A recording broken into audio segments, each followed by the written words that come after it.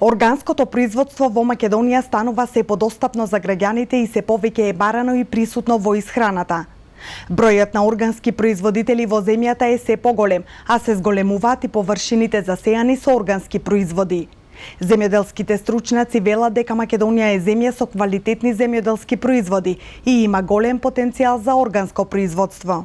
Značaj organske proizvodnje u odnosu na konvencionalnu proizvodnju ne treba posebno naglašavati. Zagađenost hrane, znamo kakve probleme izlazi. Значењето на органското производство во однос на конвенционалното не треба посебно да се нагласува. Загаденоста на храната знаеме какви проблеми може да направи и зошто Европа го поттикнува органското производство во прв план.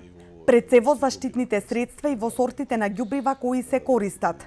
Во конвенционалното производство се е дозволено, а во органското мора да се користат само препарати кои не остават никакви остатоци на почвата и на земјата. Никакve rezidue, nikakve ostatke u plodovima i na zemljištu. Органската храна е произведена од суровини кои немаат адитиви и конзерванси.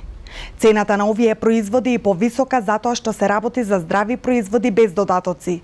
Сепак мал е бројот на струмичани кои купуваат органска храна. И дали вие консумирате органска храна? Да.